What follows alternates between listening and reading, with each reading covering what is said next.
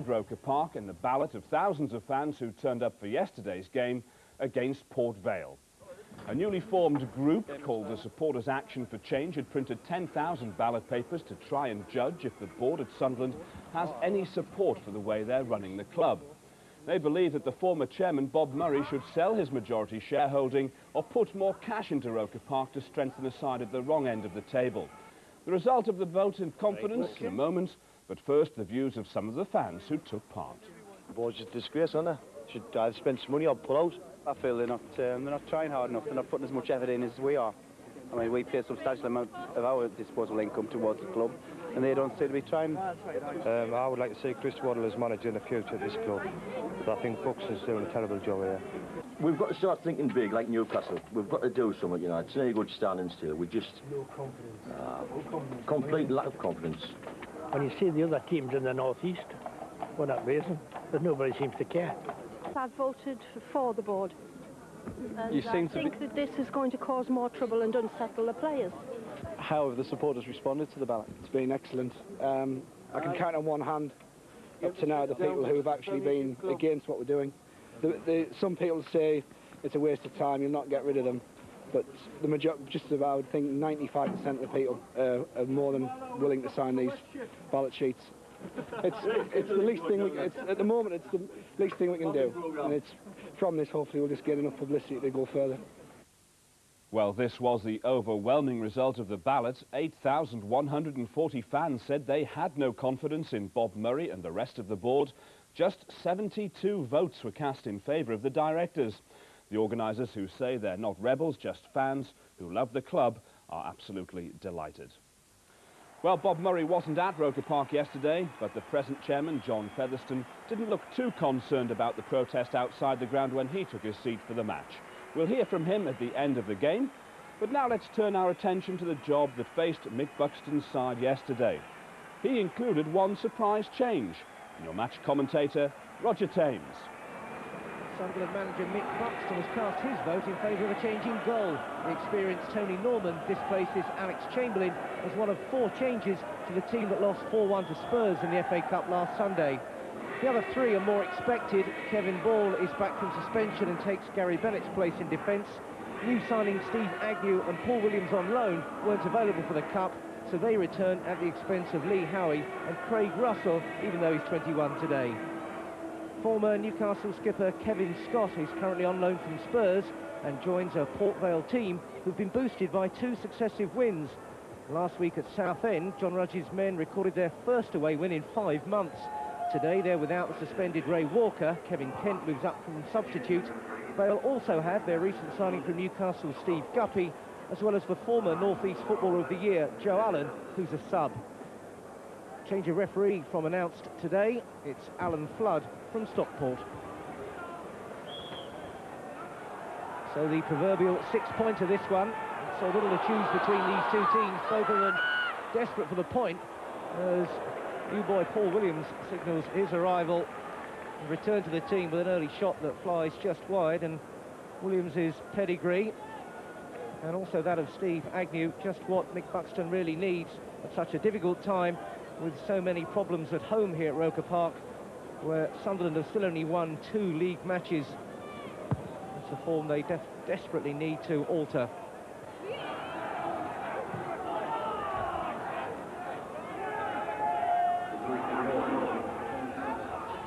Tankred's throw.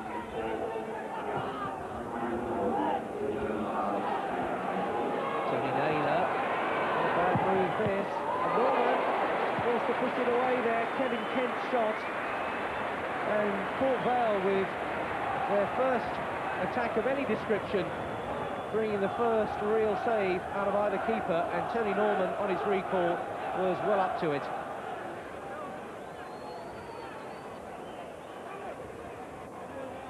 A little sharpener there for the Sunderland keeper. And certainly Port Vale found themselves with room for a telling strike. They've got the corner kick. And Scott was there on the far post, but it just skimmed away out of his reach.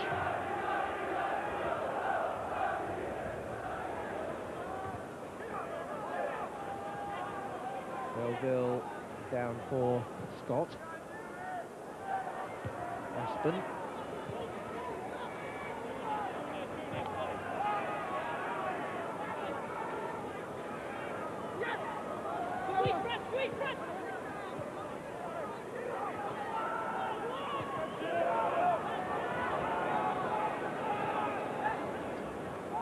Gray looking to bring it down and have some control. Out wide for Armstrong.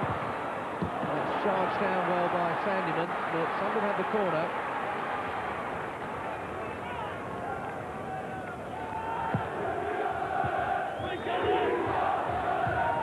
Away by Kevin Kent.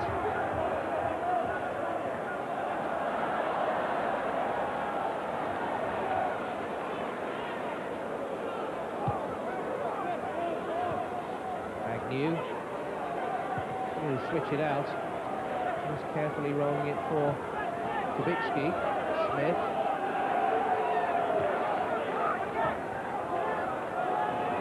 Gray trying to just steer into the path of Martin Smith, who's made the supporting run. But Vale steady at the back. Tankard. Duffy. Kent has drifted over to this flank now, but it's Smith now for Sunderland. Williams making a run. Williams is away. Off Scott's head. Paul Williams. Oh, there's nothing wrong with the strike. Got it on target. Reasonably firmly hit as well. Williams has looked lively throughout this match so far. He was always off in his blocks and looking to get on the end of that one. Scott could only steer it more into his path. Fired it in, and Musselwhite was well positioned. Now Ferguson. Gray making a determined run. Bouncing the ball, not too kind to him. Scott might still have more defending to do though here, as Ferguson takes over. Smith. Brings up a bit more infield. Williams made the run. Gray. This is Williams. Gets the ball under control now. Three men there. Agnew turns. Good save, Musselwhite. Good football, and Steve Agnew so close to his first Sunderland goal. Got into a great position there. Good football all the way through, especially by Williams. Agnew got round his man, fired the shot in. Musselwhite did what he had to.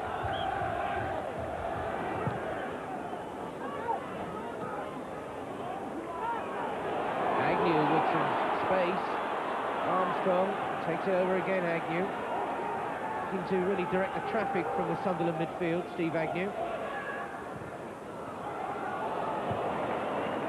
Scott past his man, needs to deliver the good cross, and it was a little disappointing. Gave Sandyman the chance to get it out, but he's done well there to lose the defender, Martin Scott. Mick Buxton's signings. He's had the chance to bring so few faces in, but the ones he has done have certainly played their part and looked to really strengthen the setup. Smith got there. The ball! That's the skipper's goal. Kevin Ball. 1-0 Sunderland. And Ball, the clenched fist, the determination and the smile. And his first goal since May '93. He was up there, he wanted it, he whacked it, and Musselwhite could only watch the ball go in. Well, Kevin Ball doesn't get too many, but when he does, well, he could hardly have picked a better moment when Sunderland were crying out for an advantage here on such an important day. Ball gets his goal, skipper showing the way. Vanderlaan now. Some room up ahead of him. Guffey coming in from the wider position. Kent. Well policed by Kevin Ball.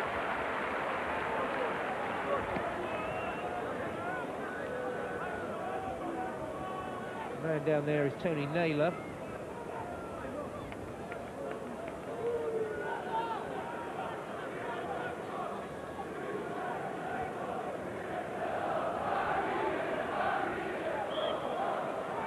That is okay. Corner kick, though, to Port Vale. Let's come out. Oh, against the upright, but it's in this time. Port Vale get it back. And Tony Naylor, who must be more than pleased, he's back to full fitness, just taking a knock and then up and bringing Port Vale back on level terms. First one hit the upright, the second one gave Norman no chance.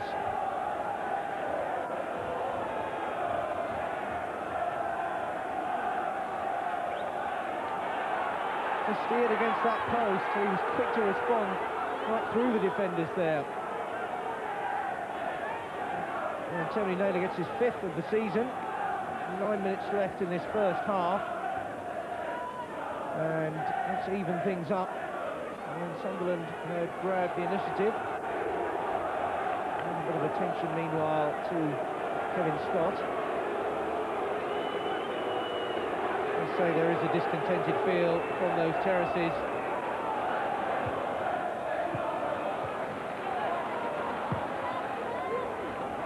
Gray down for Williams, nails it.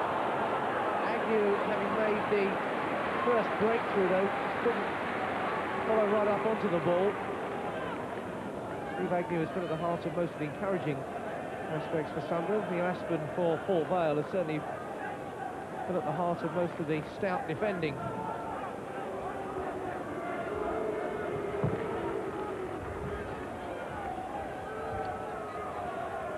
Armstrong lifting it forward for Gray to chase. Aspin inevitably tight marking him. And off the number 5 for a throw to Sunderland.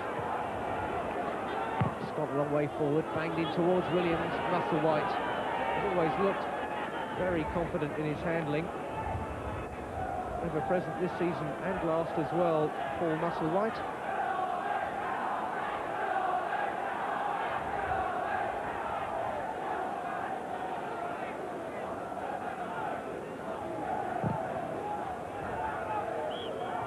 It's half-time, and these two teams started the match level on points.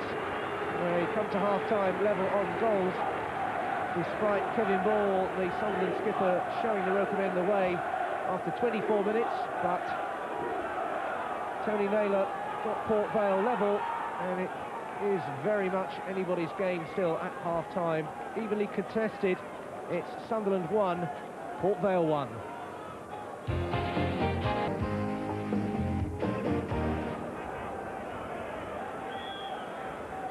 45 very important minutes indeed ahead for Sunderland in particular, who would be less than satisfied if the scoreline remained yet again at 1-1. They've had 7 one-all draws at home in League and Cup football this season.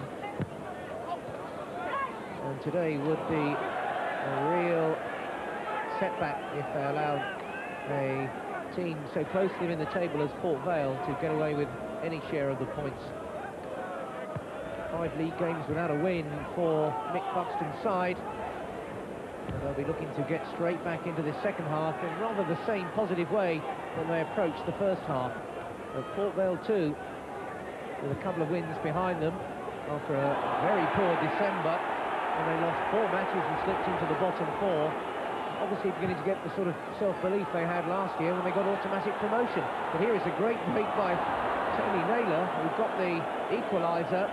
Was just running away from him then, and that really would put the cat among the pigeons for the Rokermen if Naylor could have given Port Vale the advantage.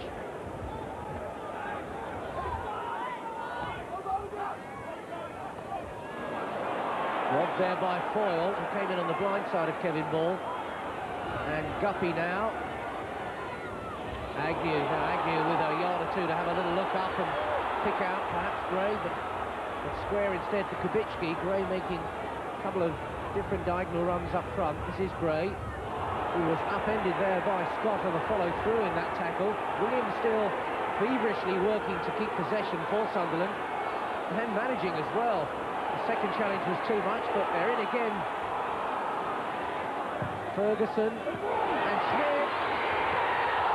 Save Musselwhite, clawing it back when Martin Smith must have been on the brink of celebration. There's a break on, though, at the other end. Foyle dumped in towards Naylor. And now Tony Norman has to come a long way out and will find touch, I'm sure. Oh, what a terrific save by Paul Musselwhite then. Martin Smith stealing in, looking to have steered the ball over the keeper. It was a good header, and Musselwhite clawed it away. Naylor's made his run, and Kevin Ball with him predictably. Ferguson knocks it past his man, but into touch for a Port Vale throw. Oh, Van der Laan, oceans of space there. Will he try one? Decides to play it square instead. Tankard, Foyle, Guppy, hogging the touchline here, looking to deliver the cross. And Norman forced to backpedal. That came off the woodwork. A deflection on the cross, but it was a really difficult one for Tony Norman to judge. Still Port Vale coming forward. Away by Kevin Ball. Scott. Van der Laan again picking up the loose stuff in midfield. Van der Laan trying his luck.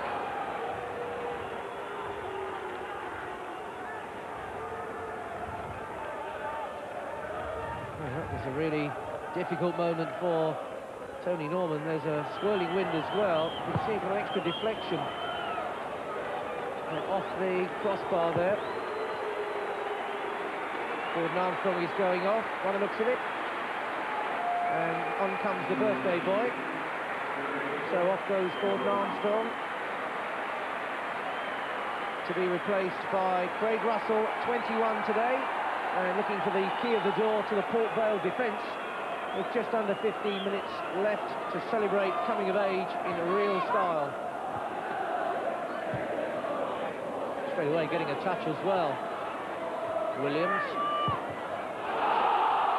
feeling for the free kick there in the handball. Scott. Williams again, thought about the shot, but played it square. Ferguson plays it in. Williams, it's just too high for him to bring it down on his chest and have a go himself. But Russell, Scott in there, Musselwhite checked. Ferguson, 53 league games before today, still not got a league goal.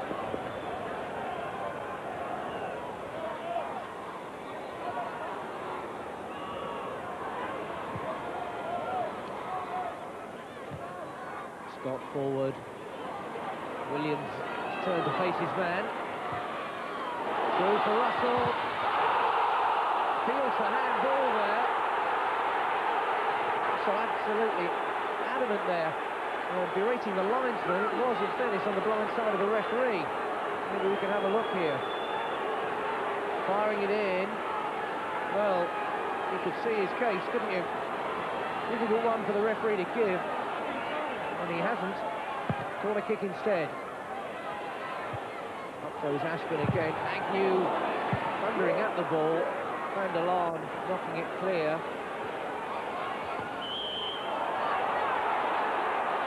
The frustration obvious around Roker Park.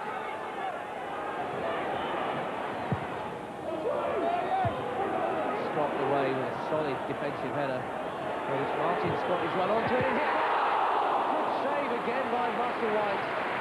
Martin Scott looking for his opener for Sunderland, and Musselwhite again shows he's really up to the job this afternoon. He ran onto it, good first touch, lined up, clean strike, and Musselwhite again pulls out an impressive save. It's an awkward height, just bouncing there, but well dealt with. Dean Glover, the former Middlesbrough player, coming on. Steve Guppy coming off in stoppage time. Really just a gesture. Maybe destroy a bit more rhythm and lose a little bit more time.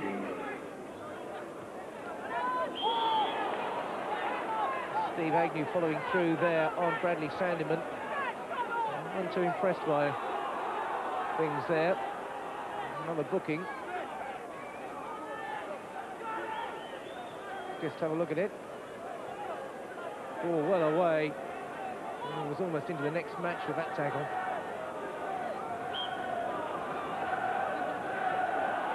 Sanderman with a last chance for maybe Port Vale to grab the extra points.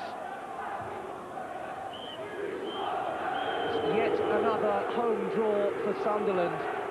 Their 9th of the season here in the league, and disappointment for Kevin Ball and his team after the skipper himself had put them on course with a 24th minute goal. Sunderland then looking composed to try and lift the gloom at Roker Park. But the equaliser from Tony Naylor 9 minutes before half-time definitely steadied Port Vale, who grew in confidence and put in a determined second-half performance to keep the Roker men at bay. So no end to the problems here for the whole Sunderland club. Demonstrations and votes of confidence off the pitch, but where it matters, yet another chance has gone begging to try to pull away from trouble. Final score once more at Roker Park, it's Sunderland 1, Port Vale 1.